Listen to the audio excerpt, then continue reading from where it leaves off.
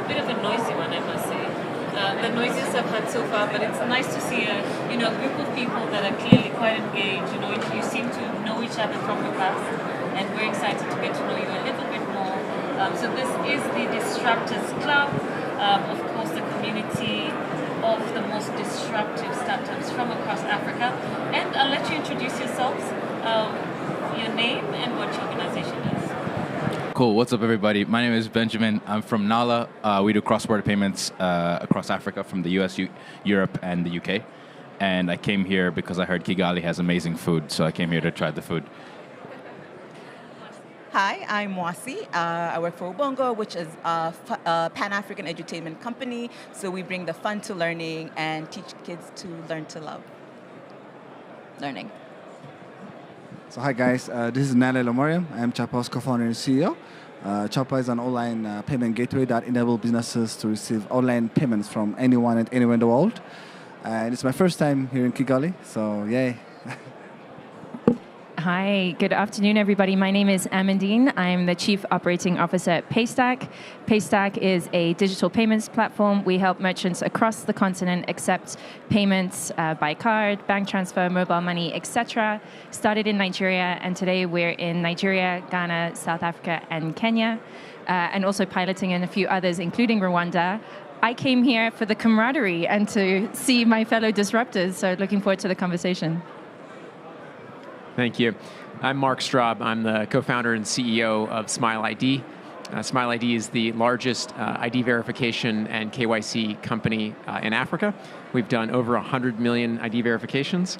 We started about 7 years ago. We've worked with a lot of the biggest and fastest growing fintechs, and now we're working with many of the biggest banks and telcos.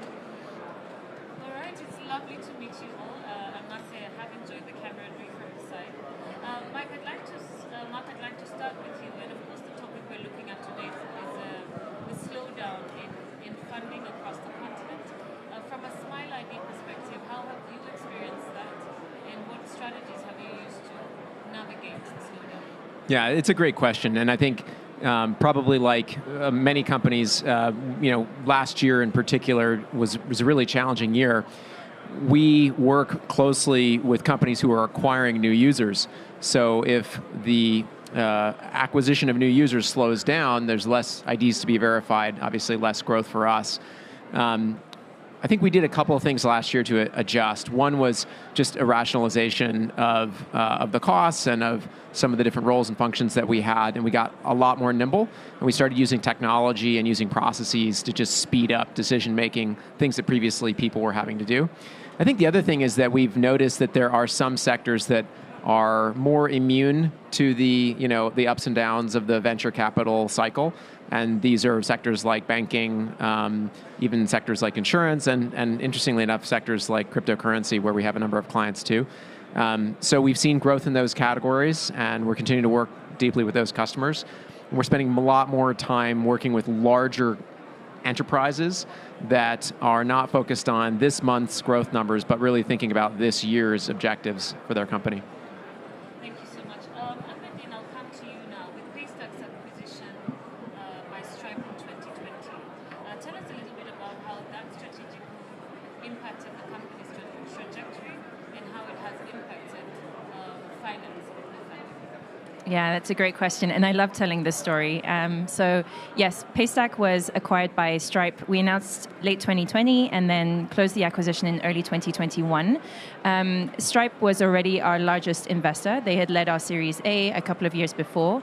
And then it really became a question of, do we become the Africa strategy for Straub? And from a Paystack perspective, Straub was very well mission aligned. We're both trying to do the same thing in different regions. Stripe's mission is to help grow the GDP of the internet. Paystack is trying to help African merchants grow their business online. And we're also very culturally aligned. And actually one of the best things that has come from the acquisition is we've had some leaders come and do secondments from Stripe to Paystack, which has been really great to get that pollination of talent across the two companies. So it's overall been a very successful and very rewarding journey. I think in terms of what's happened since, the operating model is still a very independent one. So we operate autonomously from the global HQ in San Francisco. And I think that's important because, as we all know, doing business in Africa is very different, and it's important to have local decision makers to be really driving the operations of the company on a day-to-day basis. And then to answer your question around funding, well, I guess we're lucky in that we don't need to go back to the market and raise from venture funds because we have been fully acquired. We are now 100% owned by one of the largest tech companies in the world. That doesn't mean that we also don't have to review our budgets and make sure that we are spending well and efficiently, and we are making the right decisions, just as if the owners were a venture capital fund, for example. But yeah, it's definitely made things a lot easier post acquisition for us, especially as a lot of our peers and a lot of our customers have gone through this VC winter that we've been talking about. Thank you, Amandine. Nick, we'll come to you now. As the CEO of Chapa, perhaps you can tell us a little bit of how the Ethiopian tech scene is from a funding perspective and how you are currently navigating that situation. Nice. That's also a very good question, actually. You don't have to raise money sometimes, for some companies. So for Chapa, we basically achieved our product market fit early. So we use that money to actually test new sectors, to actually be on lean. So for Chapa's end, we didn't actually raise funds at all. I could say that, yeah. So we tapped into to the sector that we think are very beneficial for the growth of Chapa. So now Chapa is actually processing more than $40 million monthly. That's how much the volume. And so one strategy that we used is PPP, which is public-private partnerships. So we went to the government and we said, we are here to develop for you guys free crowdfunding platform. So we did 2 crowdfunding platforms for very critical causes in the country. And we raised more than $8 million in 2 months, and we gave that for free for the government. And they needed that in 2 days, so we achieved that, basically, to build the platform, to make everything ready. And for that, actually, we partnered with Flutterwave, so sorry. But yeah, so that's one thing. And the third one, I think we are so much developer-focused as well. So that would help us, to be more agile and also very open source. So in funding wise, we are also planning. Of course, now we are joining the market in Djibouti and Somaliland. Because it's so funny that 1 in 3 people are actually located in East Africa, which are in Africa. So, and by 2050, a third of the young population will be in Africa. So you can see the market. In the future, it's going to really boom. So that's what I could say on that. Thank you. Mwasi, let's come to you. Perhaps you can just tell us, have you been affected by the slowdown in financing in the tech space? And if you have, how are you navigating it? And would you say there's a difference or a unique funding challenge you may be facing based on the industry that you're in, education, and children, and creativity? So our situation is a bit different. We are an NGO, so it's not for profit; it's non-profit. However, fun fact: we did start off as for-profit, right? And we tried that model out, but because of the pressure of having to make profit, make money, we realized that we would have to shift to middle income, high income demographics, which isn't aligned with our mission and vision. So that is why we shifted from for-profit to non-profit. With the non-profit sector, it really is about alignment with the mission and vision of the funders as well.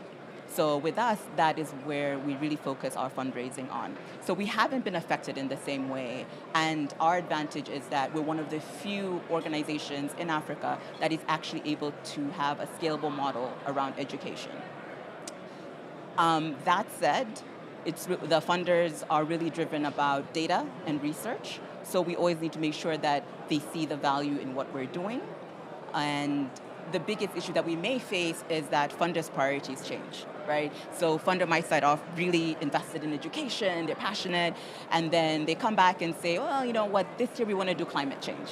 So those are the kind of risks that we face. But as I mentioned before, really focus on putting the data and research out there so the value in what we're doing really does shine. Yeah.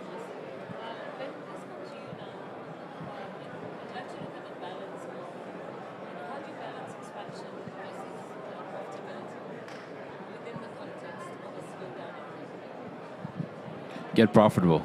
That's it. I don't know. I think one of the things that we were looking at, for example, for us as an organization, we knew that if we were trying to raise money, it was going to be very difficult, and made the decision about maybe 20 months ago, saying that, okay, cool, we're not going to raise any more money until we become profitable. And that was really tough to do. So, for example, the entire growth team of Nala is only 4 people till today. And obviously, we're trying to grow and compete with a lot of our competitors, but with such a small team.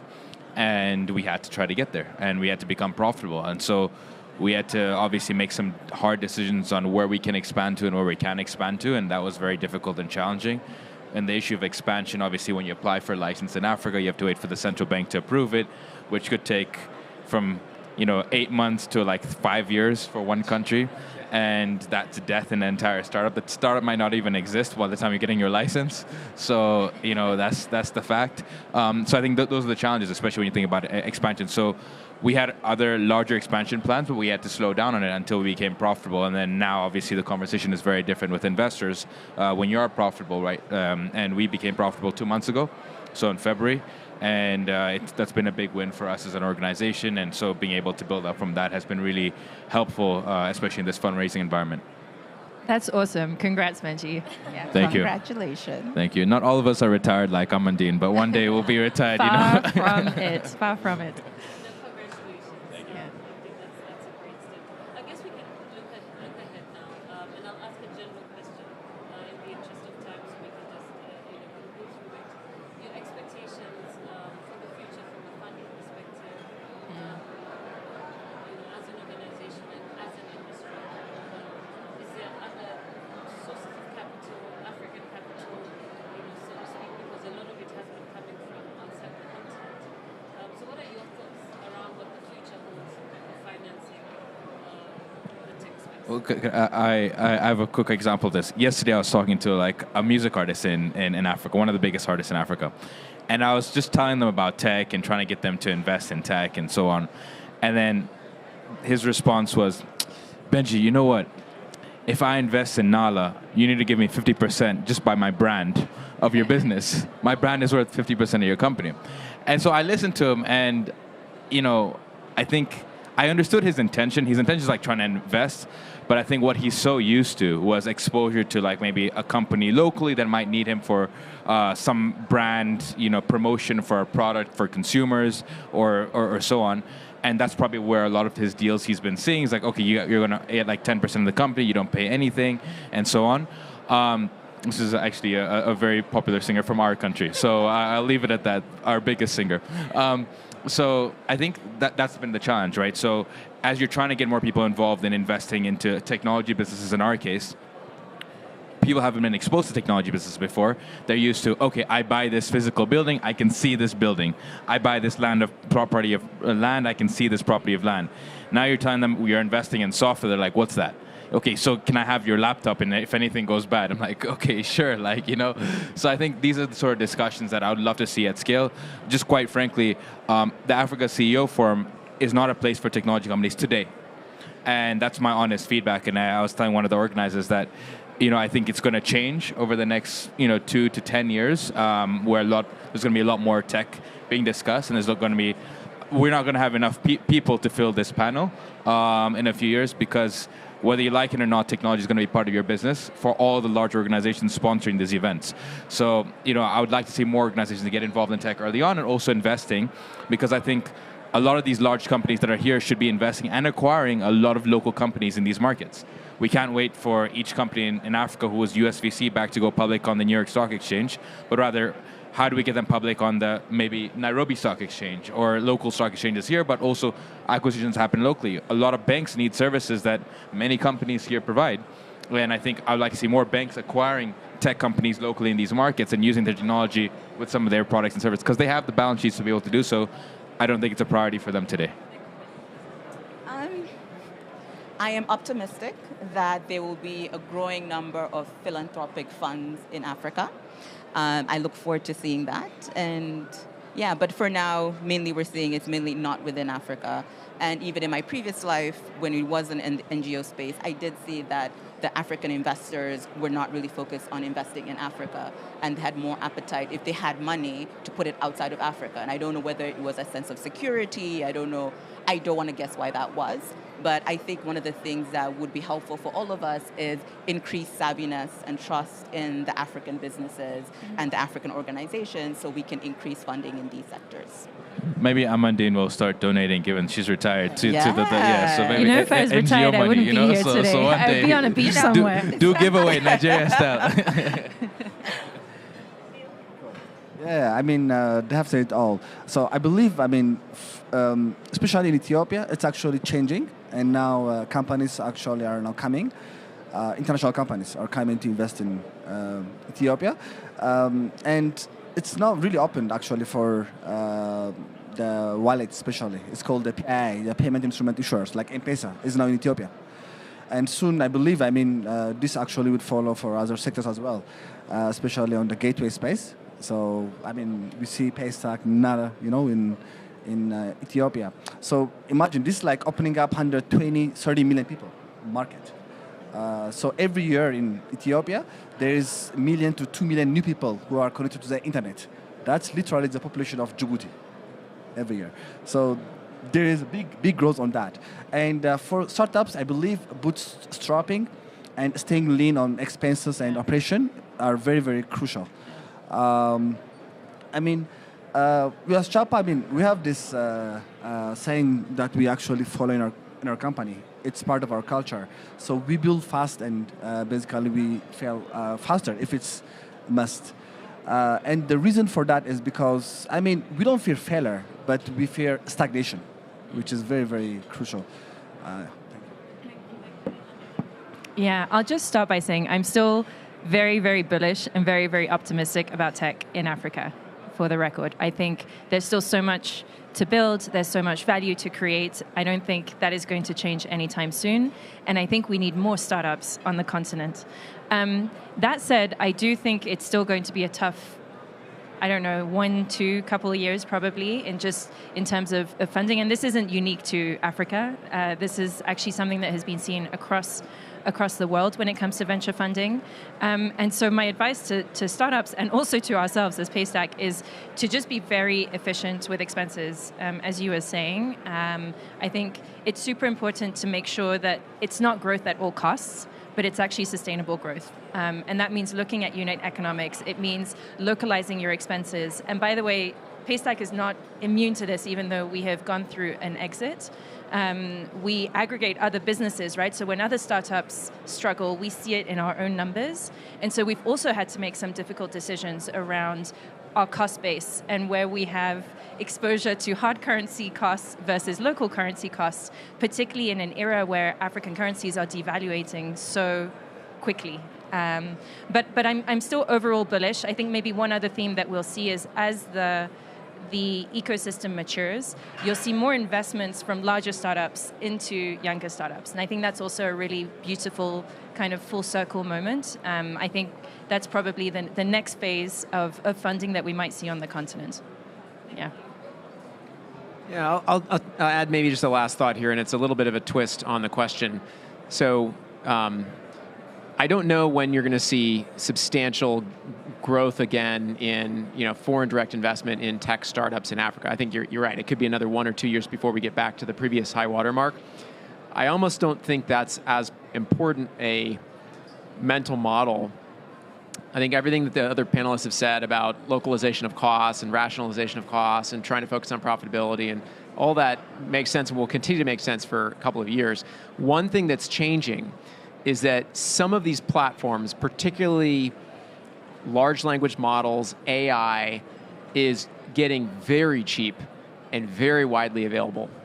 And if you are a whether you're a founder or a technologist or a CIO or a CTO at some existing enterprise, you're going to basically fall in the camp of either you're a techno file and you're taking advantage of these tools to radically change your organization, or you're a technophobe and your organization's going to be in real danger in 2 or 3 years when more efficient companies come for you. So I think the advantage for startups, yes, it's harder now, there's not as much funding, but the tech tools are increasingly widely available. You still might have to source some foreign currency to pay the API calls, but if you can do that, right, and you can build and you understand where technology is going, you can build a company with 5, 6, 10, 12 people that can really revolutionize a space. And I think the wake-up call to the banks and the insurance companies and the telcos is you either get on board now and start learning these tools yourself, or you buy the local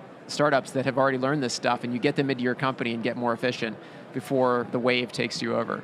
So it's getting cheaper, but it's also speeding up. Great insight. Well, thank you so much, ladies and gentlemen, for that short conversation with us. Of course, talking about the slowdown in funding in the tech space. We wish you all the very best. Of course, we hope to see you here over the next 10 years when hopefully this year will become a lot bigger, or we're all retired. When the whole event is sponsored by tech companies only.